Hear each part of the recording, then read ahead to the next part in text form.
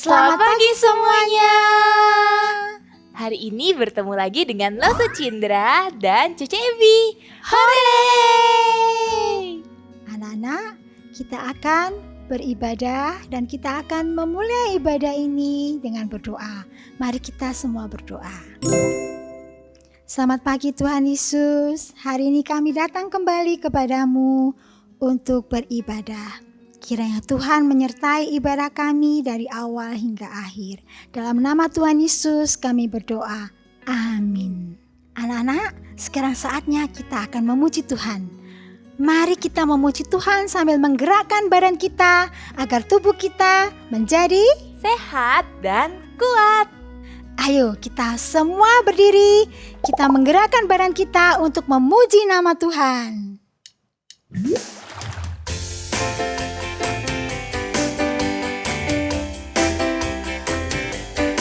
Dikepak-kepakkan sayapnya, digeleng-geleng kepalanya, agar tubuh sehat dan kuat untuk memuji nama Tuhan. Digoyang-goyang kaki kiri, digoyang-goyang kaki kanan, agar tubuh sehat dan kuat untuk memuji nama Tuhan. Goyang kiri, goyang kanan, putar ke kiri, putar ke kanan. Goyang kiri, goyang kanan, putar ke kiri, putar ke kanan. Dikepak-kepakkan sayapnya, digeleng-geleng kepalanya, agar tubuh sehat dan kuat untuk memuji nama Tuhan. Digoyang-goyang kaki kiri, digoyang-goyang kaki kanan, agar tubuh sehat dan kuat untuk memuji nama Tuhan. Goyang kiri, goyang kanan, putar ke kiri, putar ke kanan. Goyang kiri, goyang kanan, putar ke kiri, putar ke kanan.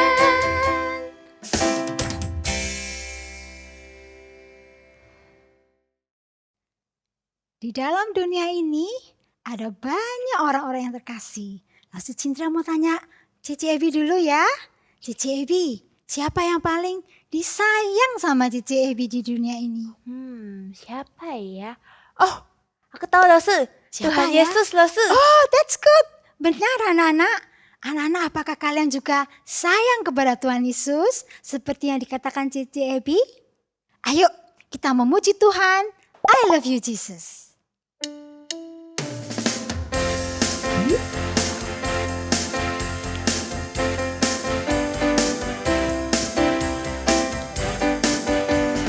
I love you Jesus, deep down in my heart. I love you Jesus, deep down in my heart. Think about deep, deep down, down, deep down in my heart. Talk about deep, deep down, down, deep down in my heart. Bahasa Indonesianya ya. Aku cinta Yesus dalam, dalam, dalam sekali. Aku cinta Yesus dalam, dalam, dalam sekali. Cintaku dalam, dalam, dalam, dalam sekali. Cintaku dalam, dalam, dalam sekali. Sekarang bahasa Jawanya. Aku tresno Yesus. Aku tresno Yesus. Jero, jero, jero banget. Aku tresno Yesus. Jero, jero, jero banget. Tresnoku jero, jero banget. Tresnoku jero banget.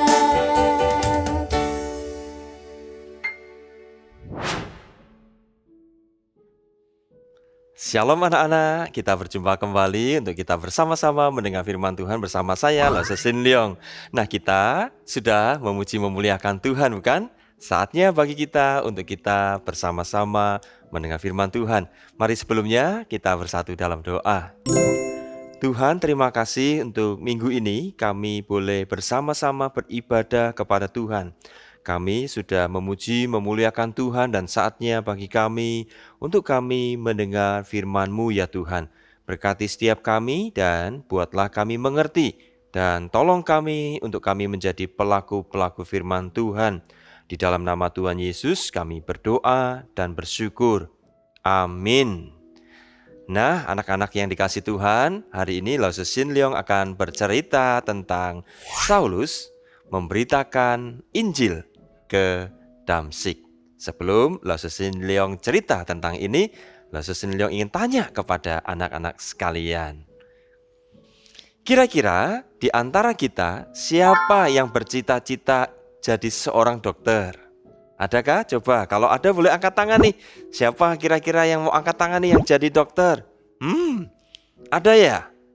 Nah, anak-anak, seandainya anak-anak adalah seorang dokter, dan kemudian di tengah jalan berjumpa dengan orang yang sedang jatuh, pingsan atau sakit, sebagai seorang dokter, apa yang anak-anak akan lakukan? Ya, pasti menolong mereka, benar ya. Pasti anak-anak akan menolong orang itu dengan tujuan agar orang itu mengalami pemulihan, boleh sehat kembali, bukan? Nah, demikian juga anak-anak dengan banyak orang di sekitar kita yang membutuhkan pertolongan kita. Pertolongan apa? Pertolongan tentang keselamatan di dalam Tuhan Yesus Kristus. Mereka adalah orang-orang yang membutuhkan Injil Tuhan, anak-anak. Pernah enggak anak-anak mengabarkan Injil bagi mereka? Coba Lase Sin Leong ingin tanya ini, siapa yang pernah memberitakan Injil kepada keluarga, kepada papa mama, kepada sepupu mungkin, kepada teman di sekolah? Ada yang berani? Ada yang pernah melakukannya? Kalau ada, wow, luar biasa ini. Kasih jempol 2 dah ya. Nah, anak-anak, Saulus ketika dia bertobat, Saulus ini adalah seorang yang kemudian mau memberitakan Injil Tuhan. Tahukah seorang yang bernama Saulus ini? Ya, dia yang disebut Paulus. Dahulu namanya adalah Saulus, anak-anak. Ketika Saulus percaya kepada Tuhan, ia kemudian senang memberitakan Injil Tuhan. Nah, anak-anak senang enggak memberitakan Injil Tuhan? Pernah memberitakan Injil Tuhan? Nah, seperti Saulus, Saulus ini memberitakan Injil Tuhan, anak-anak. Ia memberitakan Injil Tuhan di Damsyik. Banyak orang yang kemudian mengenal Tuhan Yesus, percaya kepada Tuhan Yesus. Tapi anak-anak, apa yang terjadi? Ketika Saulus ini memberitakan Injil Tuhan, banyak orang Yahudi yang kemudian tidak menyenanginya. Orang-orang Yahudi di kota Damsyik itu berusaha membunuh dia, anak-anak. Bayangkan anak-anak, kalau Saulus ini kemudian mendapat ancaman, apa yang perlu dilakukan oleh Saulus? Setiap kota, setiap pintu gerbang kota itu dijaga oleh orang Yahudi, anak-anak. Supaya apa? Supaya Saulus ini tidak bisa keluar. Tujuannya akan ditangkap dan dibunuh. Kira-kira anak-anak tahu nggak apa yang harus dilakukan oleh Saulus? Coba pikirin sebentar, kira-kira apa yang akan dilakukan? Nah, anak-anak, Tuhan itu membuka jalan. Caranya seperti apa? Tuhan memakai jemaat Tuhan hari itu menolong Saulus untuk mengeluarkan Saulus dari kota Damsyik. Caranya bagaimana? Ada anak-anak yang tahu? Naik pesawat terbang? Bukan. Kira-kira lewat apa? Lewat lobang? Juga bukan. Nah, anak-anak Tuhan ini berkumpul berdoa lalu muncul sebuah ide bahwa Saulus harus diturunkan lewat tembok kota. Anak-anak tahu ya, kota pada waktu itu ada temboknya yang mengitari. Nah, dari tembok kota itu Saulus diturunkan. Mengapa? Karena di setiap pintu kota sudah dijaga oleh orang-orang Yahudi yang ingin membunuh Saulus. Jadi satu-satunya jalan untuk Saulus bisa keluar adalah lewat tembok kota. Saulus diturunkan dari atas ke bawah anak-anak, dan akhirnya berhasil. Senang gak anak-anak kalau kita ini bisa lepas dari ancaman? Siapa yang gak senang? Pasti semua senang ya. Nah, Saulus lepas dari ancaman orang Yahudi yang ada di kota Damsyik hari itu. Lalu Saulus pergi ke Yerusalem. Nah, anak-anak, ketika Paulus atau Saulus ini sampai ke Yerusalem, yang terjadi adalah orang-orang Kristen, anak-anak Tuhan di Yerusalem terkejut. Anak-anak. Mengapa terkejut? Karena mereka dulu taunya Saulus adalah seorang pembunuh, penganiaya anak-anak Tuhan. Hari itu Saulus dikenal sebagai pemberita Injil Tuhan. Nah, coba bayangkan sebentar anak-anak. Pernah nggak kalau anak-anak punya temennya itu jahat, temennya itu nakal, suka pukul orang, kemudian dia datang ke anak-anak dan dia ngomongnya begini, aku sudah bertobat. Kira-kira anak-anak percaya enggak sama dia? Nah, anak-anak, orang-orang Kristen di Yerusalem, mereka ragu kalau Saulus itu sudah bertobat. Tapi ada seorang yang bernama Barnabas, seorang anak Tuhan yang baik. Dia kemudian menolong Saulus dan bercerita bahwa Saulus ini sungguh-sungguh sudah bertobat. Bahkan Saulus ini berani memberitakan Injil Tuhan. Nah, anak-anak, kalau kita melihat orang yang sudah bertobat, senang enggak anak-anak?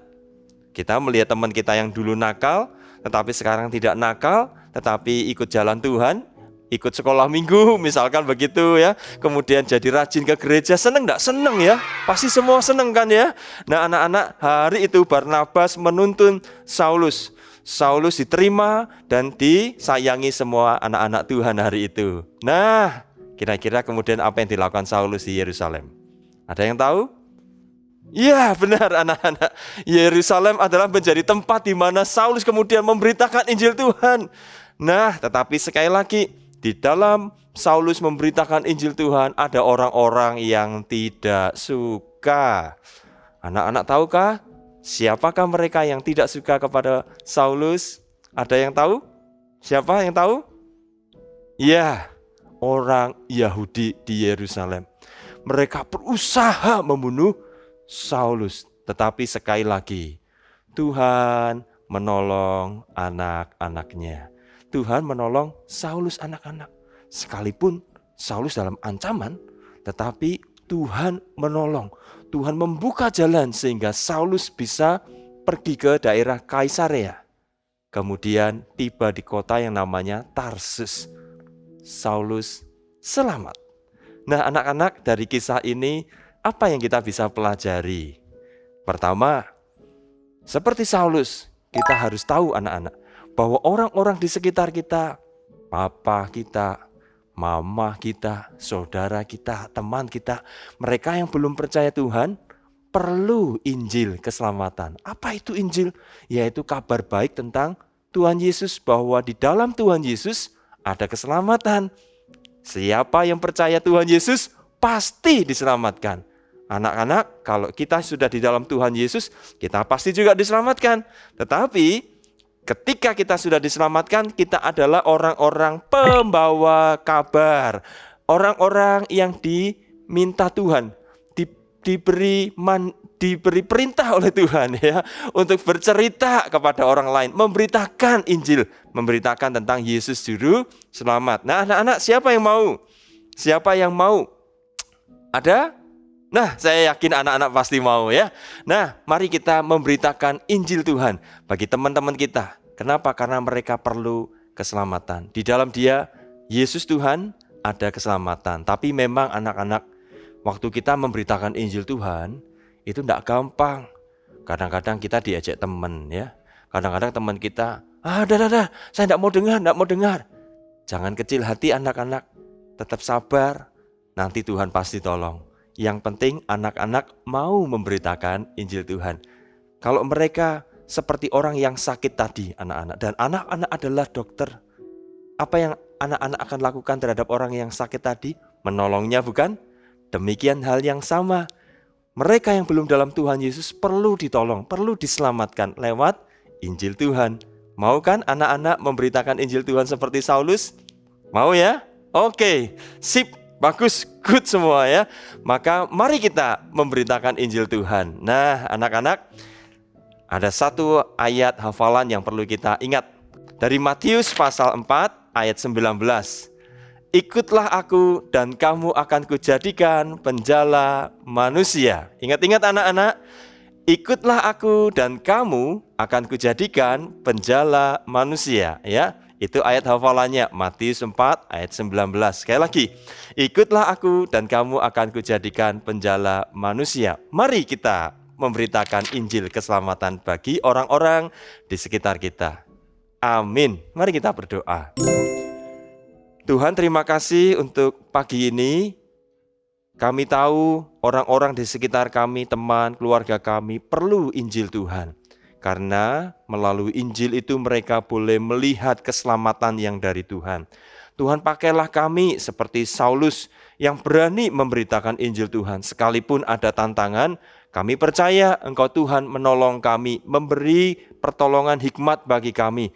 Dan kuatkan kami untuk kami setia memberitakan Injil Tuhan. Terima kasih Tuhan, kami berdoa di dalam nama Tuhan Yesus Kristus. Amin.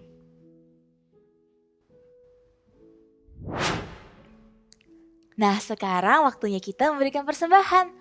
Persembahan bisa diberikan melalui transfer lewat rekening atas nama GK Gloria Pacar atau scan QRIS berikut ini.